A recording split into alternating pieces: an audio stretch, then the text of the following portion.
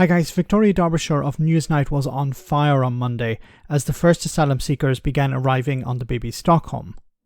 Now the barge is set to hold up to 500 people while they wait for their asylum claim to be processed, or perhaps while they wait for a competent government to take over and sort out this mess.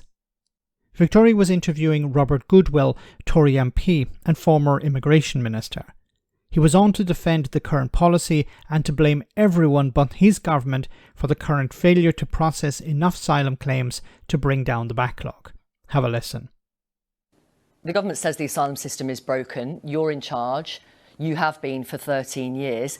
You've broken the system, haven't you? Well, we've been fought on every front by the Labour Party, who voted 71 times. No, you've been in charge for 13 years and now you say the system is broken. It's at your door. Well, we've been fighting against the illegal migration. We're working with the French to try and prevent the boats being launched. Who's broken the system? Well, the system is being broken by the criminal gangs who are bringing people into the country who shouldn't be coming to this country. It's simple as that. And you've had 13 years to sort that.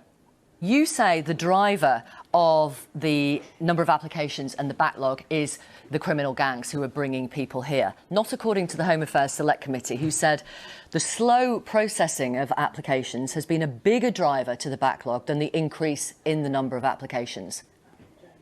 Yes, that's why we've been recruiting more decision makers. We've reached 1,800 now, and we're on track to have about 2,500 decision makers by the end of the year. I don't think that's right. Sorry, I don't think. These are figures from Robert Goodwill, the Immigration Minister, and they say that they're increasing the productivity. The last 2 months' levels of productivity have been much better. I'll tell you what those figures are, if I may. Sorry to interrupt. According to the National Audit Office, the Home Office is going to have to make an average of 2,200 decisions every week between now and December in order to meet Mr Sunak's pledge to clear the backlog by the end of the year. By April, you were up to about 1,300 a week. Well, the most recent figures I have from Mr Jenrick is that they're now recruiting people. The productivity has improved, and they will be able to clear the backlog by the end of the year. I got that from Mr Jenrick today. So, and do you believe him? Because every other promise he's made has been broken. Do you believe him? Would you believe Robert Jenrick, the guy who said to LBC that he had named somebody in a newspaper and then he obviously had not named anyone in a newspaper because he was probably afraid that he'd be taken to court over naming that person? But notice how he responded to all of this. First of all, it was to blame the Labour Party. You know, the Tories have a massive majority in the House of Commons, but they can't get anything through Parliament because of the damn Labour Party. The Labour Party are undermining the government. Then he blamed the French somewhat. Well, we're working with the French, so is it their fault that the immigration system is broken? The one that you've been in charge of for 13 years. Then he blamed the people smugglers. And then he was saying, well, it's their fault that we have such a massive backlog. But wonderful journalism here from Victoria, because she said, well, that's actually not the case. The Home Affairs Select Committee have said the problem is that you haven't been processing claims. That's why there's a backlog. Not so much about people coming across the channel. It's about you haven't processed the claims sufficiently. And then he realized the game was up. He can't blame the Labour Party. He can't blame the French. He can't blame the people smugglers. So he said, oh, well, don't worry about that. We're investing more resources now. Robert Jenrick told me so.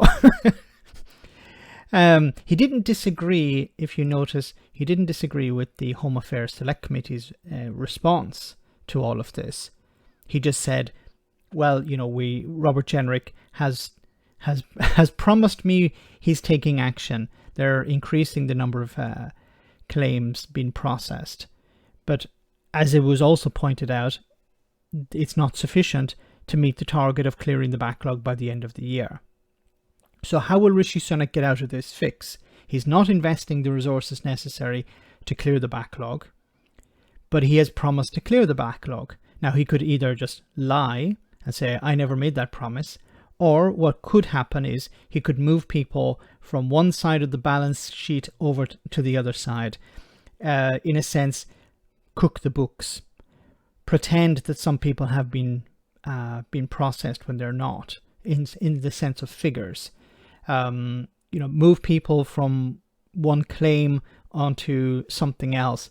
And you'll end up with people who are still waiting for an asylum claim, but have been officially taken off the list.